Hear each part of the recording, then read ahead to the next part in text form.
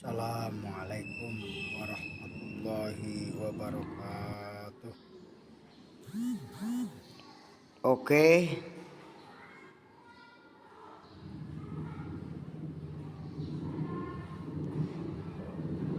Pelajaran Al-Quran Hadis kali ini, pelajaran Al-Quran Hadis hari ini kita akan lanjutkan pelajaran minggu yang lalu, di mana pada minggu yang lalu kalian sudah belajar Al-Quran Hadis, yaitu menulis surat An-Nas, kalau tidak salah ya, menulis surat An-Nas.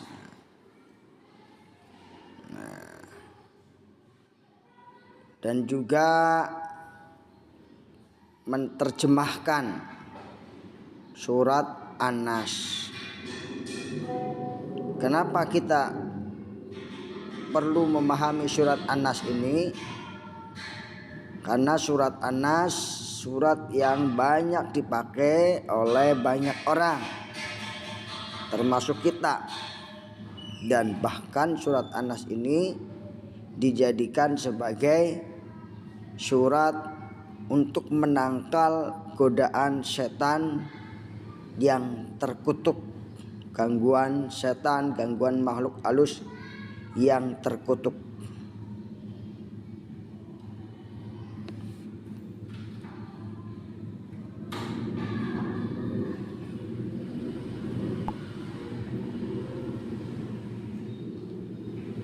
Baik, pada kesempatan kali ini kita akan lanjutkan tentunya. Silahkan kalian tulis nama terlebih dahulu, baru kita lanjutkan nanti.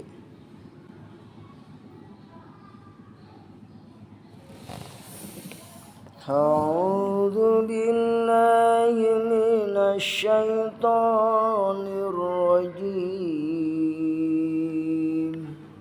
Bismillahirrahmanirrahim. Qul a'udzu birabbin nas, malikin nas, ilahin nas, min syarril waswasil khannas, alladzi yuwaswisu fi sudurin nas, minal jinnati wan nas.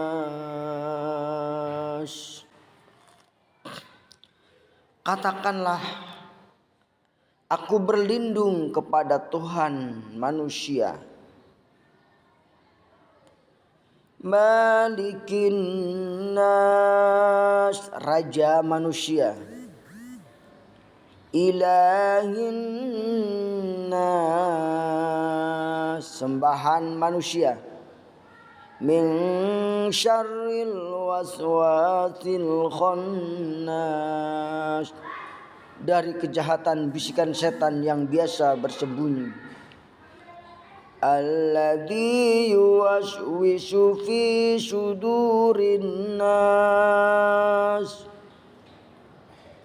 yang membisikkan kejahatan ke dalam dada manusia, minal jinnati wan nas. Shadaqallahul adzim. Nah, anak-anak sekalian, selanjutnya yaitu kita akan belajar tentang kandungan surat An-Nas. Memahami kandungan surat An-Nas. Surat An-Nas terdiri dari 6 ayat, merupakan surat ke-114 dalam Al-Quran, termasuk golongan surat Makkiyah karena diturunkan di kota Makkah. Surat ini disebut An-Nas yang artinya manusia. Surat An-Nas diturunkan setelah surat Al-Falaq. Pokok kandungan isi Surat An-Nas yang pertama adalah Allah telah memerintahkan kepada Nabi Muhammad SAW dan seluruh manusia agar selalu memohon perlindungan kepadanya, karena dialah Allah yang maha raja dan maha menguasai manusia. Yang kedua, Allah Subhanahu wa taala adalah Tuhan yang wajib disembah dan dimintai perlindungan dari segala kejahatan, baik yang berasal dari golongan jin maupun manusia. Oleh karena itu anak-anak sekalian, seperti yang diajarkan Nabi Muhammad SAW, kalau kita rajin berdoa dengan membaca doa surat An-Nas, maka Allah akan melindungi kita dari gangguan jin dan kejahatan manusia. Sedangkan meminta perlindungan kepada Allah Subhanahu wa taala atau berdoa kepada Allah adalah berdoa kepada selain Allah adalah sangat dilarang, karena itu termasuk perbuatan syirik. Syirik yaitu menyekutukan Allah Subhanahu wa taala, atau menyekutukannya, maksudnya menyamakan Allah dengan yang lainnya, itu namanya syirik. Sedangkan tauhid itu hanya menyatukan atau mensucikan Allah Subhanahu wa taala. Jadi ada dua pokok dalam isi kandungan ini. Yang pertama adalah perintah Allah kepada Nabi Muhammad dan seluruh manusia agar selalu berdoa, berlindung hanya kepada Allah Subhanahu wa taala. Sedangkan isi kandungan yang kedua yaitu perintah Allah bahwa Allah wajib disembah dan minta perlindungan dari segala kejahatan, baik yang berasal dari golongan jin dan manusia. Jadi jangan lupa setiap pagi, setiap sore surat ini kita baca, apalagi ketika mau tidur. Ketika setelah sholat baca surat An-Nas.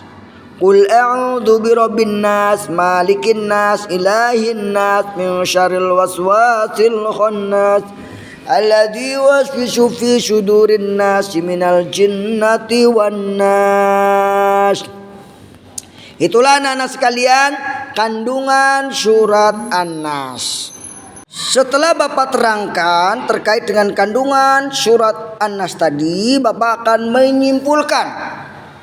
Yang pertama, surat An-Nas terdiri dari 6 ayat, termasuk surat ke-114 dalam Al-Quran atau surat terakhir. Yang kedua, surat An-Nas termasuk golongan surat apa anak-anak? Surat Makkiyah, karena diturunkan di kota Mekah. Diturunkan sesudah surat apa? Surat Al-Falaq. Nah ini. Surat An-Nas dinamakan surat An-Nas, artinya apa? Manusia. Selanjutnya yang keempat, pokok kandungan surat An-Nas yaitu yaitu perintah Allah kepada manusia agar berlindung dan berdoa hanya kepada Allah Subhanahu wa taala. Apa artinya syirik? Syirik yaitu menyekutukan Allah. Maksudnya menyamakan Allah dengan benda lain. Syirik. Menyembah kepada selain Allah, musyrik atau syiriknya. Contohnya orang menyembah pohon, patung dan sebagainya. Yang terakhir, bahwa kejahatan itu ada berasal dari golongan jin dan manusia. Kalam hikmah, sebuah kalam yang mengandung kebaikan yang harus kita hafal, yaitu sebuah hadis, potongan hadis, innamal a'malu binniyat. Artinya sesungguhnya segala sesuatu itu tergantung pada niatnya. Kalau kita niat hendaknya karena Allah. Sholat harus karena Allah, makan karena Allah, ngaji karena Allah. Semua yang kita lakukan harus karena Allah, agar kita mendapatkan ridho dan pahala dari Allah Subhanahu wa ta'ala. Demikianlah anak-anak pertemuan kali ini, yaitu kandungan surat An-Nas dan kesimpulan pelajaran surat An-Nas. Ingat-ingat kalian, insyaallah minggu depan atau hari ini kita akan berikan PR untuk dikerjakan soal-soal di rumah. Dari Bapak saya cukupkan sekian. Wassalamualaikum warahmatullahi wabarakatuh. Waalaikumsalam warahmatullahi wabarakatuh.